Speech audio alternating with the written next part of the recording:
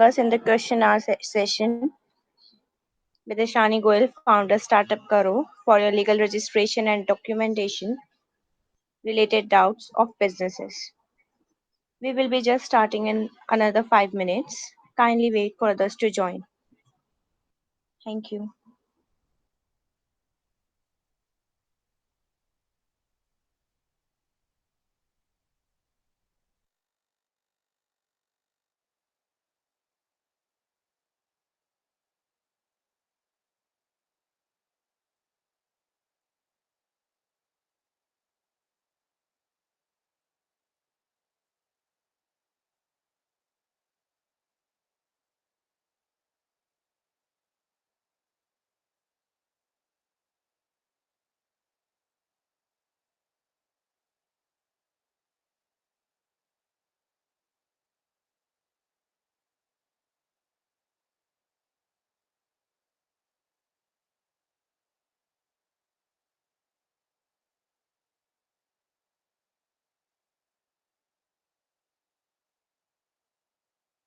Provides business registration services, legal services, and technical services to new businesses. If you are an entrepreneur looking to start a new business, Startup Kro can help you navigate the complex process of starting a business and provide you with the necessary support to succeed. One of the most important aspects of starting a business is getting it registered with the appropriate authorities. So, Startup Kro can help you with this process by providing business registration services. They can help you to determine the best legal structure for a business, such as a sole proprietorship, partnership, or a corporation, and guide you through the registration processes. In addition to business registration, Startup Karo also offers legal services to help protect your businesses. This includes drafting contracts, reviewing legal documents, and providing legal advice on various business matters. Having access to legal expertise can be a crucial for startups, especially as they navigate their way through the early stages of business development. Startup Kar also provides to startups technical services to help them develop their product or service. This includes the website development, app development, and other technical solutions to help your business succeed. Having access to technical expertise can be invaluable for startups as they often lack the resources to develop these capabilities in house. Overall, Startup Karo provides a comprehensive suite of businesses to help startups succeed. By providing business registration services, legal services, and technical services, they can help you navigate the early stages of businesses and development and set your startup on the path to success. If you are looking for a personal startup accelerator to help you launch your business, consider working with Startup Karo. Thank you. So now I would like Ishani to hold on the mic and kindly proceed with the question and answer session. Thank you. Thank you so much, Ishita, for introducing me.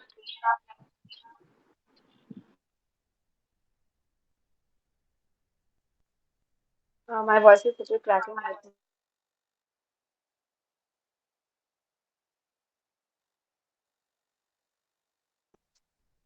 Yeah, so firstly, I would like to ask all the participants to kindly put their questions if somebody has any question. Then we will firstly proceed to the questions of the participants as well. And today we have joined all together for discussing the legal registration of the startups. So as we all know that getting into legal registration and then going ahead with the startup journey is not easy because if you fail to choose the right fit for you, if you fail to choose what is meant for you, then you will end up messing up all the things, including your grants, including your group collaborations, and the legal point will result and will definitely have an impact on your business. So, firstly, again, I would like to request the participants to kindly put forward the question because this is a Q&A round.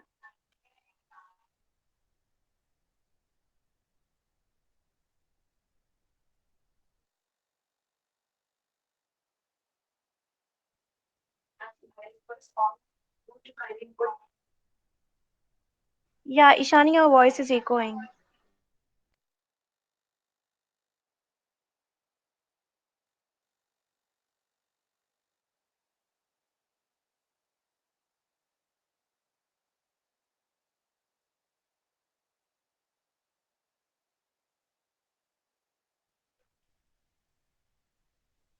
No, now it's perfect.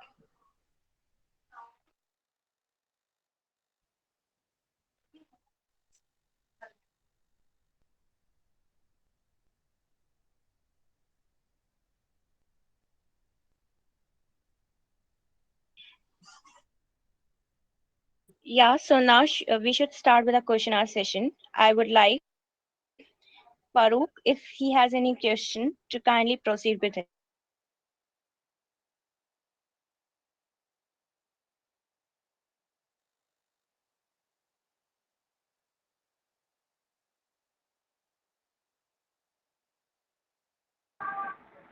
Nothing as of now, ma'am.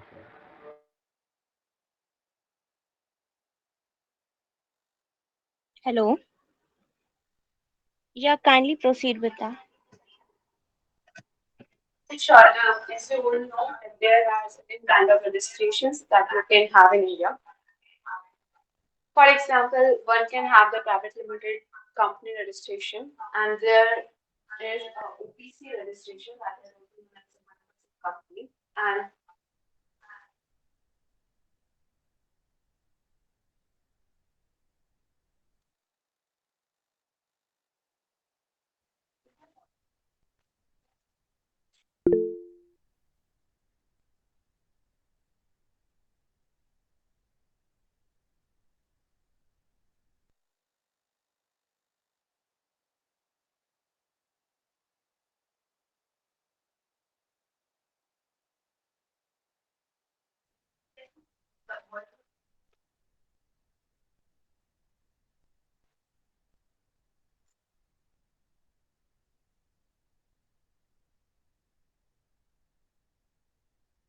No, kindly proceed now.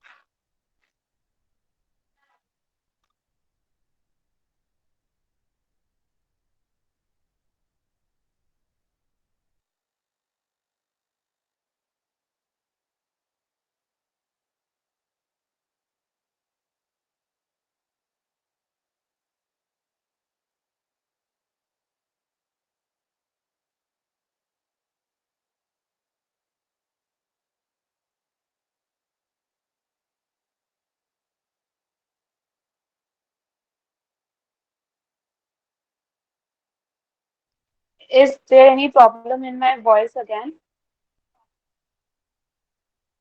No, it's perfect. Kindly proceed, Ishani. Thanks a lot. Sorry everyone for the glitches. As I said, this session is going to be a bilingual session. So kindly let me know if you want Hindi or English. So I'll be covering both the languages simultaneously. So as I said that there are certain kind of registration that one can have, and these registrations are the private limited registration, the OPC, that is the one company registration, and the third one is the LLP registration. These three registrations are such which is always recommended for any startup. Why is it so? Because the startup is recognized by the TPIIT certificate, that is your Startup India certification, and only these three entities are eligible for the same. Again, the registration is not limited to these three registrations too, because one can have even sole proprietorship, and there is the partnership firm registration as well. Though these two kinds are not included in the DPIIT registration part, so one will not be eligible for the same. There is different pros and cons for each type of registration, and one have to choose wisely for the same. as the private limited registration requires two directors at minimum.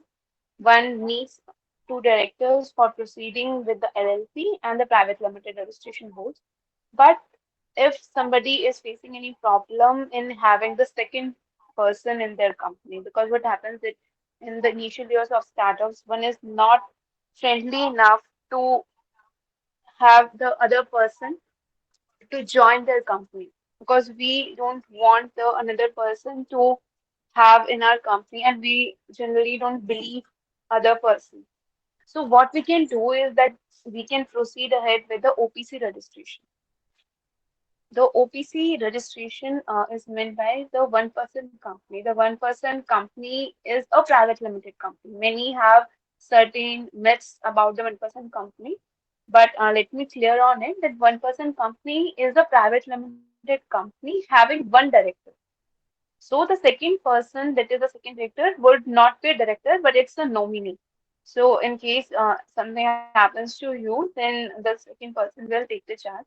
So the one person company registered under Section 4 of the Companies Act. So it's a private limited company and eligible for all the pros of the private limited company. So you don't need to worry about the thing that if we will be registering under the OPC, then we will not get benefits of the private limited company. You can share equity similar to the private limited company. You will be eligible for all the things like startup India registration, DPIIT, etc. Along with it, the LLP is there. LLP is a kind of partnership firm with limited liability.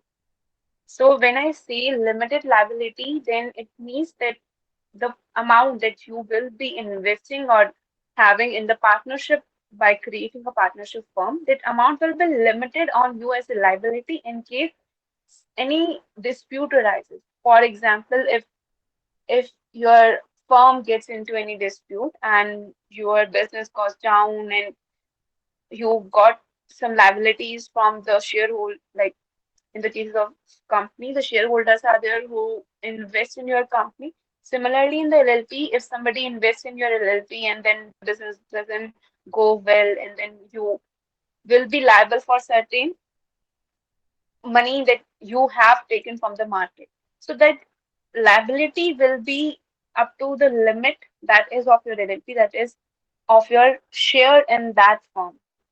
So here it is having a beneficiary, I can say a good thing over the partnership form or unlimited partnership form. So that's why it's always recommended for the startups to either choose from three of these entities, that is private limited, OPC, or LLP.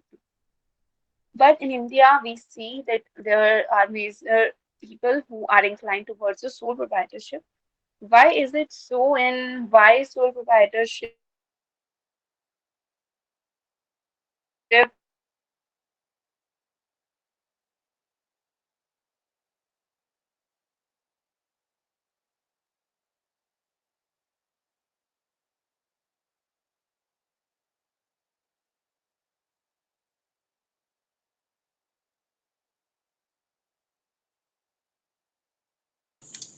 thing and surrendering your GST? So in the sole proprietorship,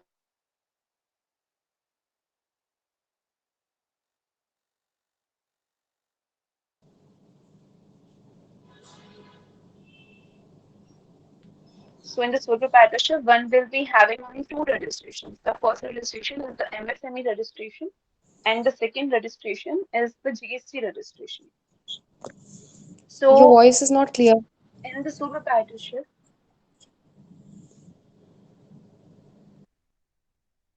is there any glitch in my voice again? It's not clear. Can you be a little louder? Sure.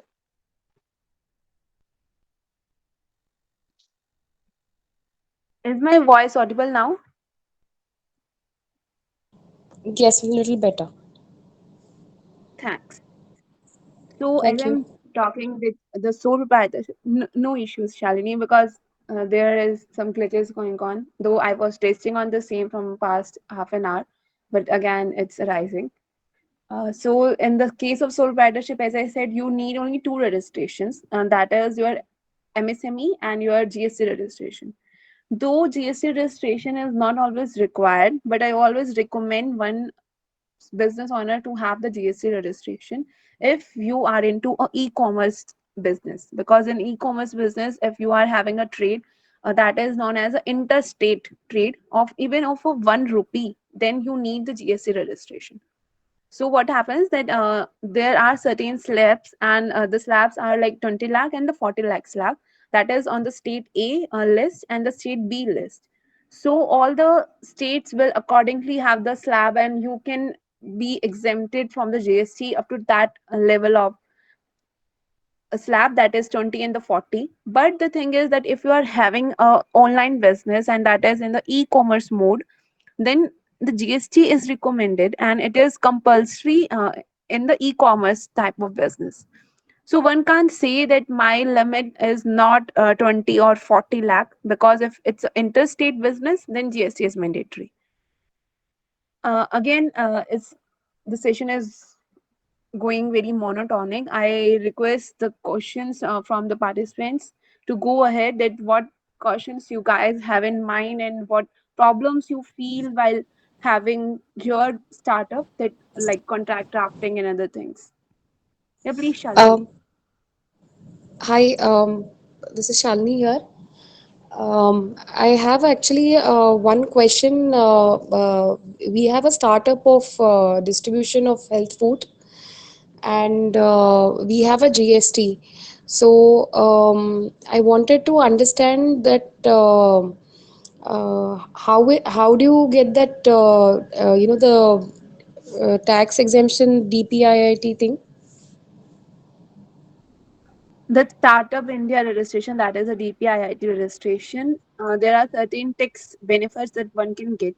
Though for getting these tax benefits, you have to file the another form of 80 C and 80G. So there are another forms that one have to file for the Startup India tax benefits, and these benefits are just for the first 3 years of your registration of the Startup India registration. So the exemption will not be automatic. You have to file another forms under the GST for the same. So while having your GST filings, you have to proceed like separately for those forms. Okay, now supposingly like we have already filed our tax, can we like file for exemption even now?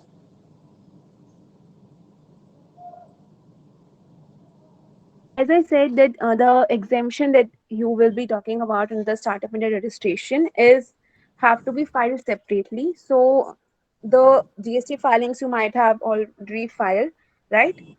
Yes, yes. Yeah, so the exemption form can be filed separately now, because major startups, like what's the thing that we file for the GST every 3 months. So you can have, like you can always call your CA and told him that I want exemption in the Startup India registration. So you will be providing your registration certificate of DPIIT to him, and then he will proceed with the exemption under the DPIIT certification. Okay, is there a time limit for this after filing the tax? No, there is no certain time limit, but the time limit is of just 3 years, that I said, because there is 80 IAC certificate under the Income Tax Act. So you have to apply for that certificate exemption under the 80 IAC. You can wrote it down if you want.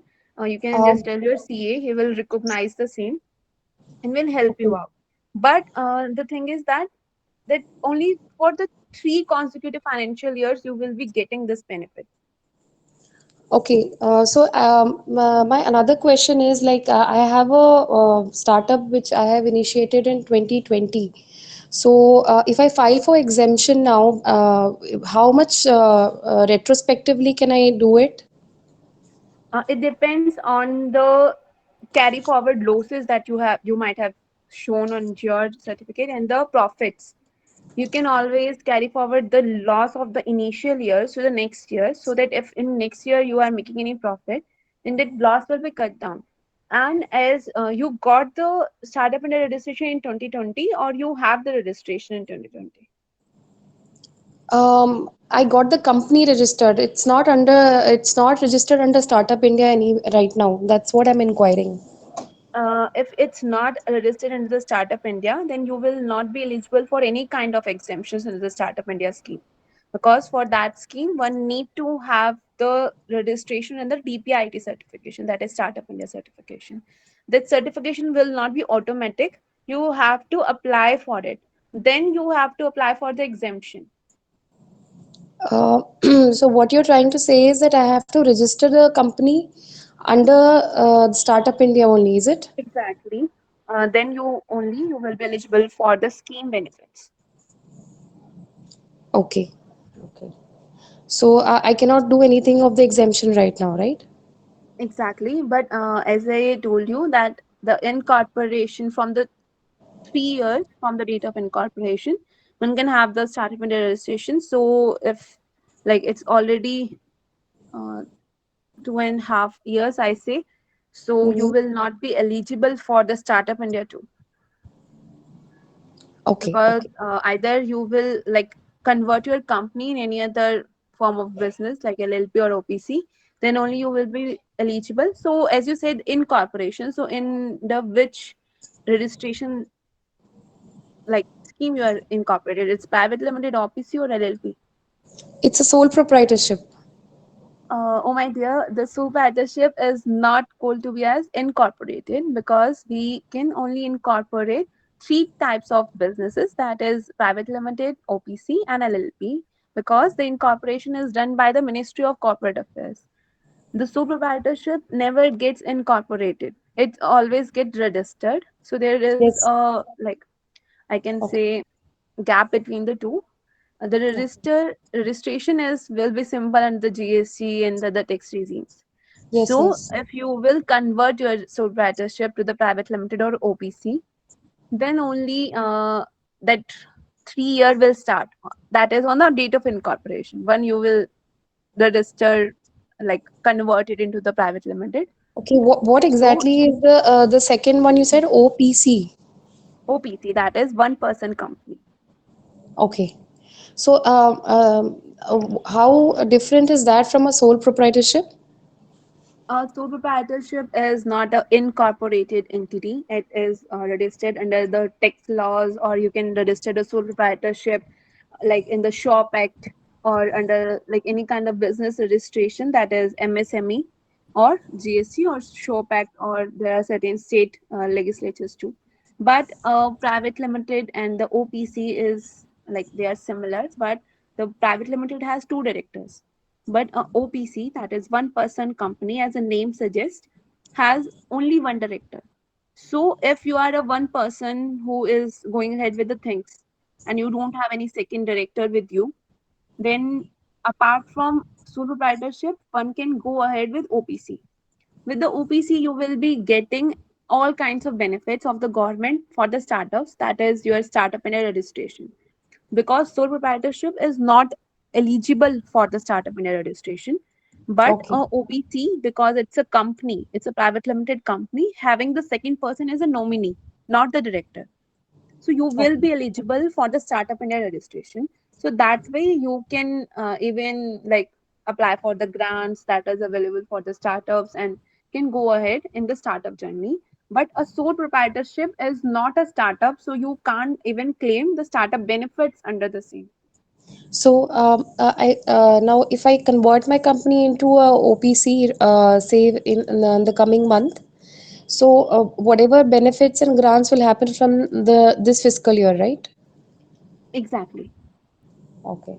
So like the 3 year, as I said, as I told you, there is a Okay. timeline of 3 years. So that will be renewed on the date that is of your incorporation, on the Okay. date you get changed. Yeah. So don't have to worry about the time has lost, as I like as you said that you got registered in 2020. So it doesn't make any difference, because the incorporation We date got will be registered just around the end of 2020. No, I it think. doesn't matter because you got registered into the sole proprietorship that time. It's not incorporated. So we Okay. need to seek the date of incorporation, not registration of the sole proprietorship. Incorporation will be of a company. So when you will convert yourself in a company, then that 3 year timeline will start. Otherwise, it will not. Okay. So, how different is one PC and a LLP? I mean, in terms of getting the grants and benefits? LLP is a kind of limited liability partnership, as the name Okay. suggests. So your liability will be limited, but I it's a kind understand. of partnership firm where you will be like any professionals, for example, the law firms, the doctors, like these kinds of businesses which are into professional services always are suggested to have LLP registration. Okay. Otherwise, other startups who are looking for grants are suggested for the private limited and the one person company. Why? So, Okay. because a one person company, the private limited, can raise the grants by sharing their equities.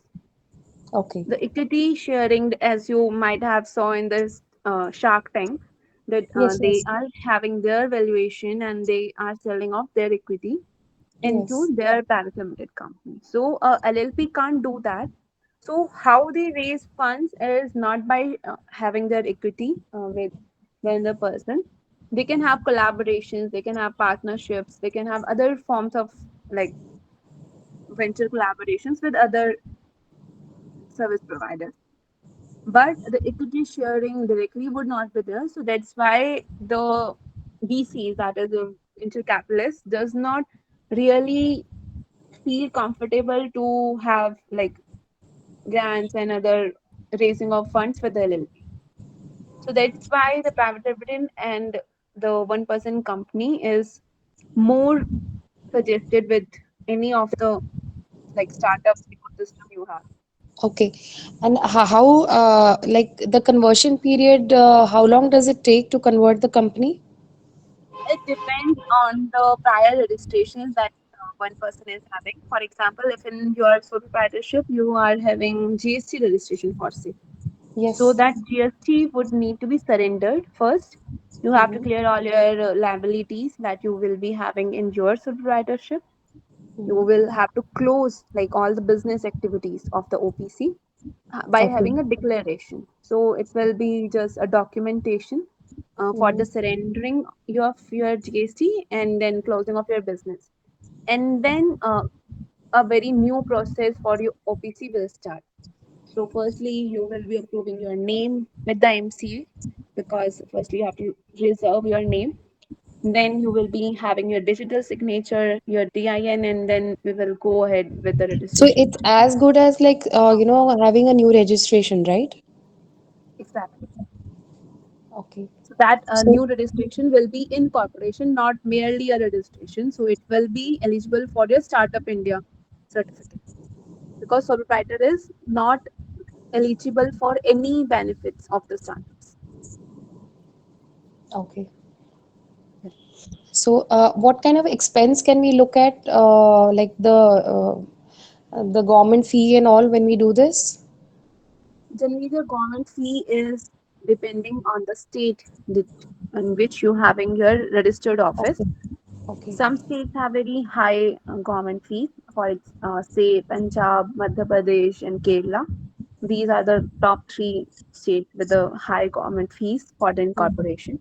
Mm-hmm. Uh, and the professional fee is generally around 6 to 5,000. Okay.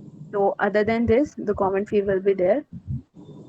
And like though I will be having a package of all the services that includes your incorporation, your startup India, your GST, your MSME, and your Okay. EFBF, other kinds of certifications that one needs. So it Okay. depends on your need because as you are having a sole proprietorship, so I guess that you are the only person who is looking for this business. So sometimes Actually, it my husband was like the face, and I was more into the sourcing aspect. So okay. he was managing the entire operations, from the orders to the distribution to the So if complete. that is the thing, then even you can have the private limited registration. And there will be two directors. One can be you, and other person can be your husband.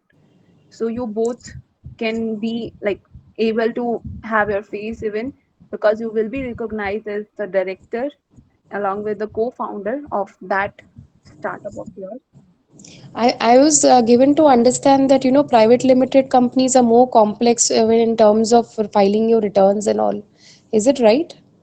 Exactly, because the private limited company and the OPC will be having only one con that told you, that is your compliances.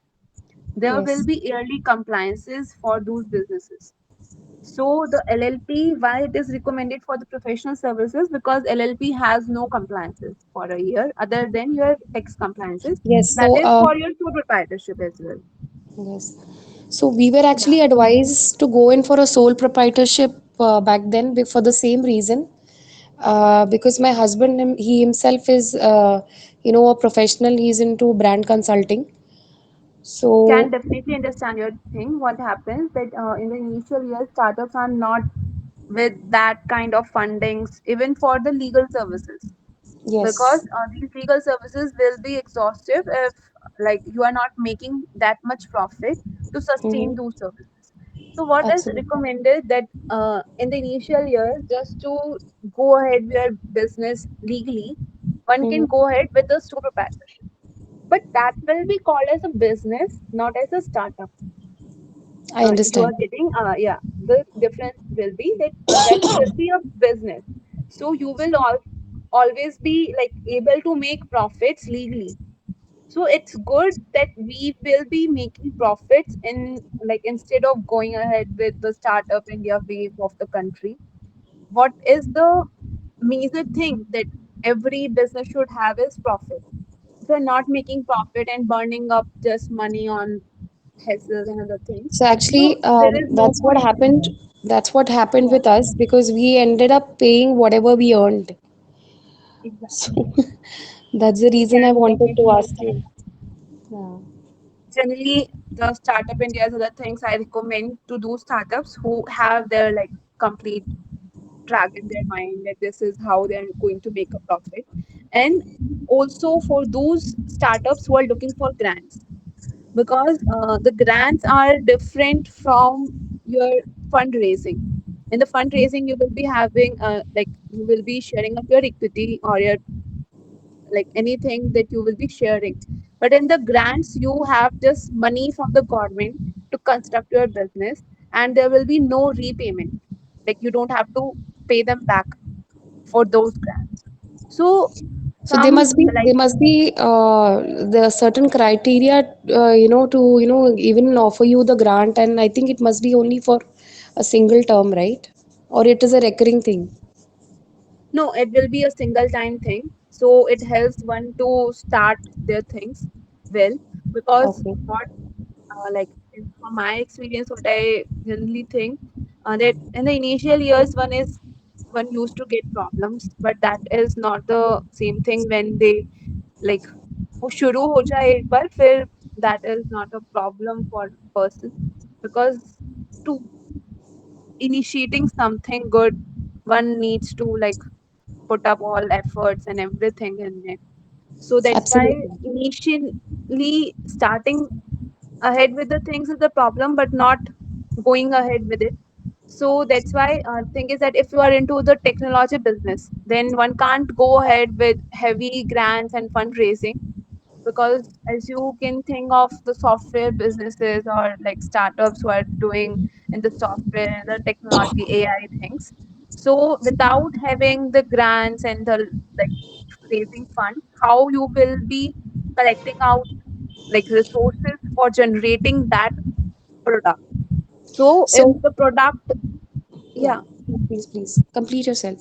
I'm yeah, sorry. if the product creation is the problem, is the first problem, then you should look for the grants. But if you are into a service based thing, or if your product is not that costly to construct, then you should not look for the grants initially. You should always look for your marketing strategy, how you will be going to sell yourself in the market and make profits. in, like, if you find yourself in a stage that without grants I will not be able to market myself ahead, or will not able to scale up myself, then only one should go for the uh, grants So, and the funding. the thing that I wanted to ask you is like I was into sale of health food, right? So I was into millets. So Mhm. can this registration of under startup is extendable to consulting firms as well? Yes, as I said, the professional service providers are recommended for the LLP. So the thing is, because major So even if consulting there is firms one are having person, LLP, yeah, you even if can have the Startup India registration on the LLP. even for a single There, person. no, that is will not be for a single person. LLP will always have two persons. There will be two designated partners. Okay, no, like So I was inquiring for my husband, like he's a freelancer and he's planning to like have his own startup now. So for him, what will be the best suggested thing? He's into consulting. So if he registers his company under Startup India, so which form of company would be more appropriate for the next 3 years? for a consulting firm, always a LLP would be recommended, because you will not be end up like burning your money on the ROC compliance. That is your registrar of company compliances. So that is not a headache for a LLP. But the only that I told you that there will be a requirement of two persons, as I told. There will Okay, be two now designated the thing partners. is, since you are suggesting this for all compliance thing, now sir, we both are going to work in our own fields, right? So even if I register myself as another, say, a silent partner in his LLP, now how does Yeah. it affect both our startups if we do that? Not at all. In India, one person can be a director in 15 companies at a time. I understand that, So, but I'm talking about the yeah, taxation. a taxation would not be any problem, because when you register an entity, so the taxes will be on your company entity, not on your, like, it will be filings for your company's name, not on yours name. I You and your understand. company are two different persons. So basically, the company TIN number will be used, right? Exactly. Okay, okay. So it doesn't affect your personal taxation. The personal taxation, I can say, if you are drawing any salary from your startup as a director or as a partner, some people do that. So in that case, on the salary that you are drawing from your company itself, then on that you have to pay taxes if it comes in the taxable slab. Otherwise, not. For example, if I being the founder and the managing partner of my firm is drawing salary of 50,000 a month and it goes 6 lakh a year. So after deductions, I will not be I don't need to pay any taxes on that salary. But if my firm is making profit of 20 lakhs a year, then a firm is exempted to 25 lakh the slab thing. So on that they have to pay taxes. That is on the name of my firm, not on my taxes. Like, I will not be showing that in my income tax returns. The firm has to show it is on their GST filings into their bank. So So every you're home have a saying that different perspective. even if we are drawing an income, and if the Mhm. company is making a certain amount of money in a year, so Yeah, only the company's income is taxable up to exactly, a certain point. exactly. Like, after the limit, or if it's a GST, then every bill will be having the percentage according to But the I think GST slab. all services need to be registered under GST, right? As I told you that not all the services, there are slabs. As I told very initially in that meeting, in this very meeting, the slabs is according to the states. It is 20 lakh and 40 lakh slab. So Yes, yes. that slab, the GST registration becomes mandatory when you are having an e-commerce entity. Like, So even for what a offline e-commerce? distribution, it's mandatory. No, not in the interstate. Intrastate. It's mandatory for interstate, that is between two states. If you are No, having a actually, the business. thing, see, I'm sorry, I'm just cutting you short. Mhm. Uh, Basically, our personal experience was since we work with a lot of organized stores. So Mhm. there, bills are mandatory, because we have a purchase order, they raise a purchase order, and and then we make the order and we make the deliverables available to them. So without a GST registration, a lot of the organized stores don't even want to, work with you. So that was the first mandate when we, started that we had to have a GST. So it's not just, I think, Can completely agree with your point. As I am repeating myself that I always recommend the startups to have the GST. But yes, yes, there is a difference between having it like it's a suggestion and having this a compulsory thing. So the compulsory thing is like according to the slabs and according to your business type. But suggested thing is for the purpose that when you will be exchanging your products and when it's a physical product, when any like it's as you said, you are in the millet business. So if you are mm-hmm. selling your product to the vendors, so they will be asking you for the GST because they will not be relying on a person who is not having the GST. So that Of is the course, thing that though it's not mandatory, but if you are like providing them a bill for say a purchase or another bill, delivery challenge will be there. So they used to don't trust at all on a business which is not properly legally registered.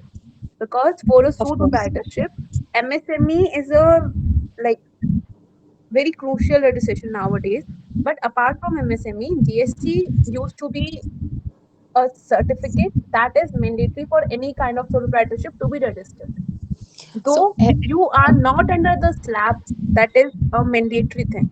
But to have your trust on the market, on the vendors, or on the even for example, if I'm selling out a food product nowadays, and one of mhm. my client from the cohort itself called me and she told me that I am testing out my bakery products. Like she is having buns and other things for the children.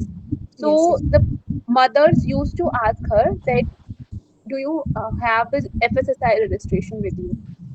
So yes. she That's don't have required that for distribution also in our business. exactly, exactly. So though she has not started out the distribution and other things, she is just into the testing phase and No, she's just I'm testing just out her adding product. that, even for distribution, you do need to Exactly. have an Yeah. FSSAI.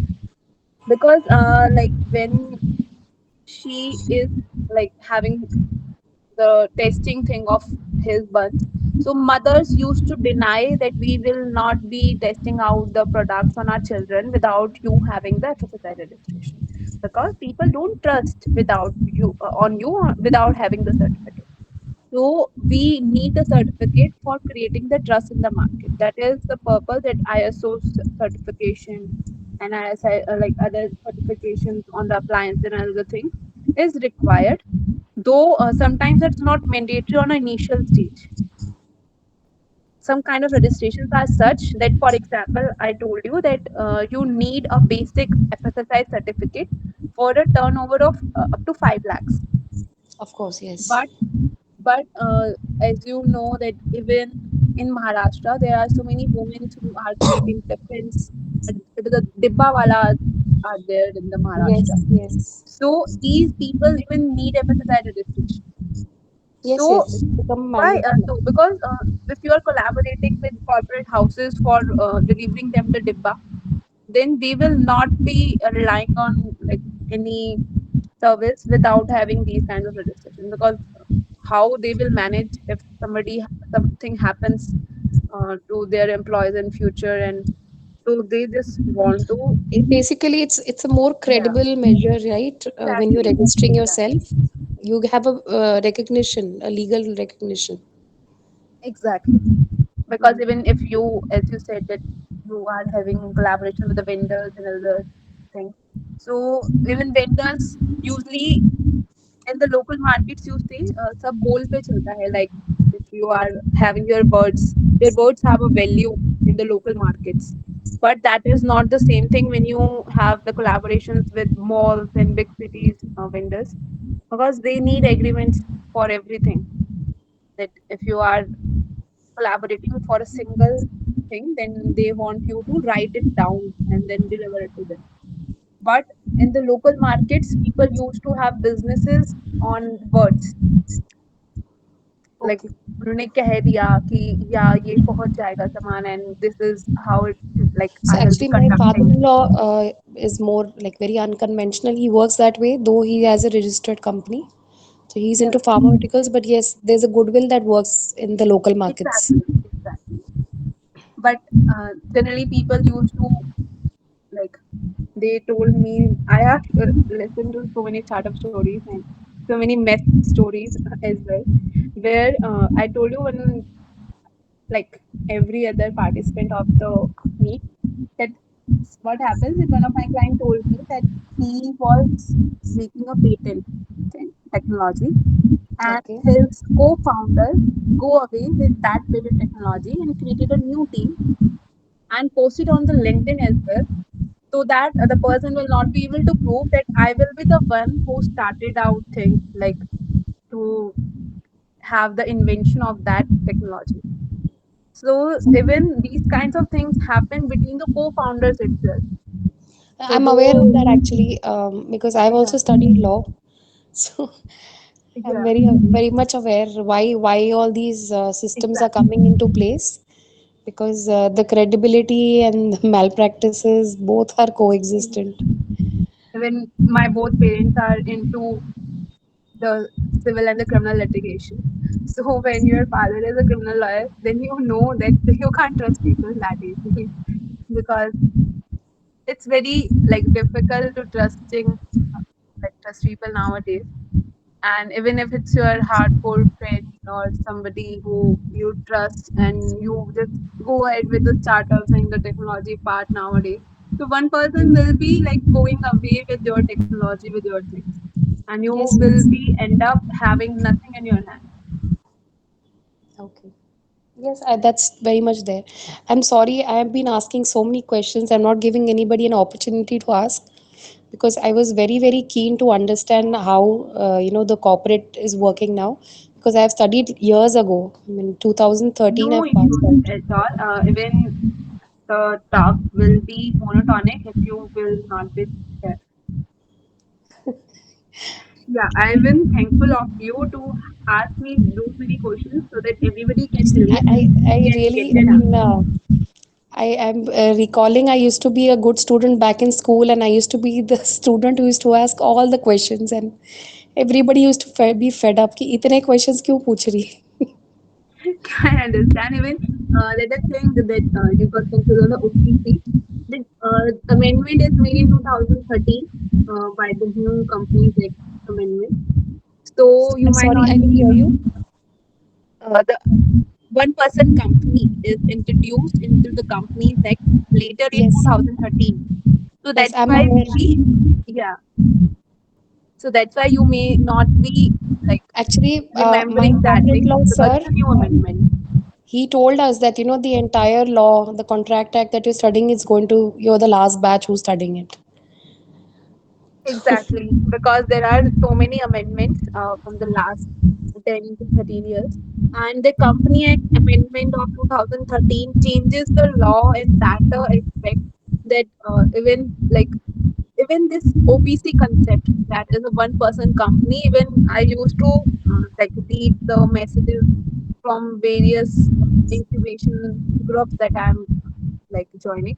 So the people is like, वो उनके suggestion मैं पढ़ती हूँ तो उन्होंने कुछ इतना अच्छा लिखा होता है ओबीसी के बारे में कि ये ना एलिजिबल नहीं है and you will be not be able to do this and this with this thing. तो मैं कि कहाँ से आ रहा है ये इतना knowledge, like why people are into these much of the myth. क्योंकि if, like, what happens that, for example, there is a lady who is not aware about the legal things and she will be guiding another cohort mate on that point. So जो जो नया बंदा है, that he will be ending up having confusion in his mind. So that actually happens in every company. Everybody is whisper ना कुछ सुना कुछ बोला कुछ हो गया. Exactly. So it's, I think it's similar to that only.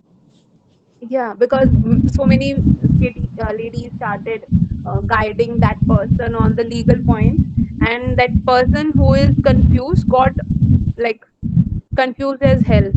And now to clear that See, clutter is not that easy. in my personal experience, I always vouch that when you go to a professional, and if that professional is guiding you well, I think it's worth your time and money, because it's better to go on a known path rather than go to a destination where you don't know कि मैं कहाँ पहुँच गया हूँ या पहुँच गई हूँ. Exactly. So Exactly. it's you when you're hiring a professional, you know कि हाँ भाई, I'm in safe hands and I'll reach where I want to go. Exactly. Even I had a I talk with learned this. Kanika. I learned this through a lot of painful processes in my younger years. But now I know कि I have some questions. I ask the questions, and if I am getting the right answers, and I have a gut feeling, yes, this is the person who's going to take me there. So I always stand by that person for all guidance.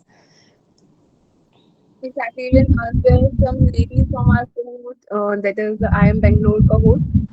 They told me that their previous legal professional ghosted them. I generally got like, though I feel bad for them, but it is a kind of joke thing that legal professionals are doing illegal things nowadays. No, They are actually, ghosting out people. it's not illegal. Uh, Yeah, the conventional practice is कि यार client मिल गया अब उससे पैसे निकालने ही हैं. It happens a lot in exactly. litigation. It has Even happened to me also. yeah, the more practices are there because if you are like having because these profession that is a doctor and the profession of a lawyer based on the trust only. So if Yes. somebody is like misusing the trust, then you are creating a mindset for every other person that you people are not like reliable enough. You are See not that I think that's like the reason why a lot of people are moving for corporate law, because yeah, litigation, the ethics are completely like lost. It's yeah, very difficult to find an advocate who works with his ethics. If he's in litigation, there is a lot of exactly.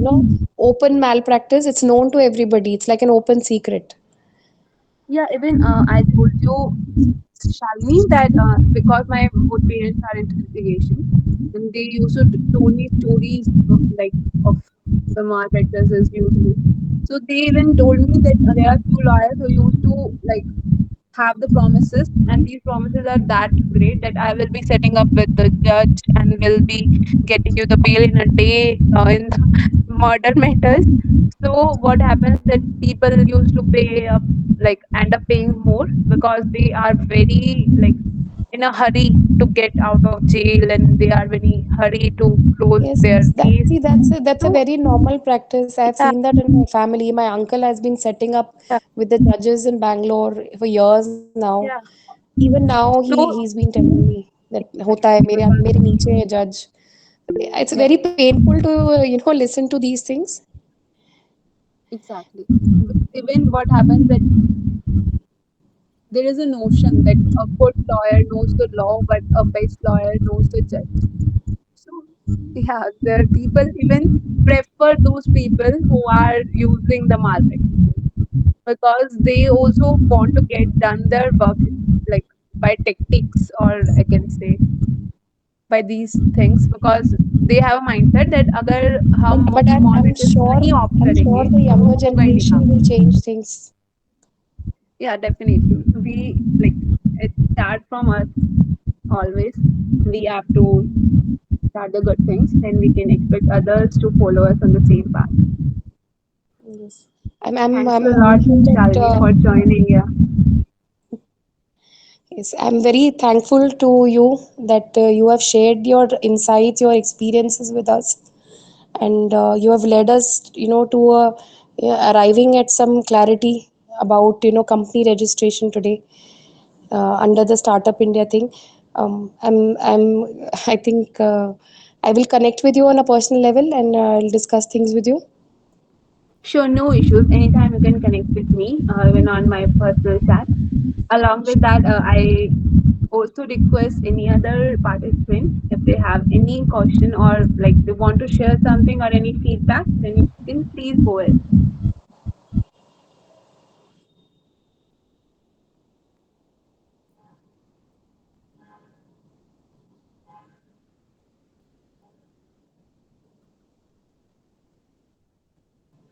If somebody is not having any question, then we are wrapping up with this session.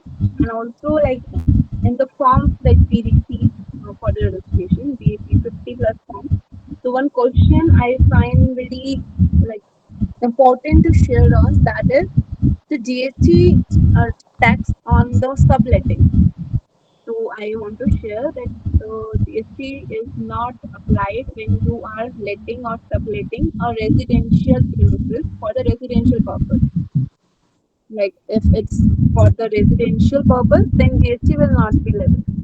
Other than this, second question that I want to answer here in this meeting is that the inactivation and the reactivation of the GST. What happens is some people took the GST registration and due to a lack of awareness or due to just like their CAs are not formed enough, so they end up having inactivation of their GST registration and they will be receiving a notice for that purpose that your GST has inactivated. And within 30 days of that notice, they have to file another reactivation form. That form is that yeah, the GST REG 21 form. So that form has to be filed for your GST reactivation. So keep in mind that after receiving notice, don't delay that much because the time travels of 30 days. Always consult your legal professional for the same because otherwise you will be end up like losing your certificate registration of the GST and you will like जो एक वो बोलते हैं ना कि अगर जितने पैसे लगने थे उससे डबल हो जाएगा पूरा compliances का mess clear up करने के लिए. So same thing is with ROC compliances. ROC compliances are come they come with a huge penalty. So if you are not clearing your ROC compliances on time, so you will be end up paying in lakhs to the advocate who will be appearing on your behalf on the NCLT.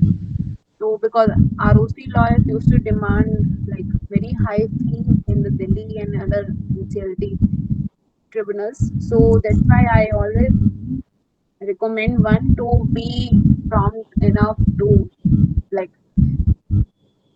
be on time for their compliance and other things.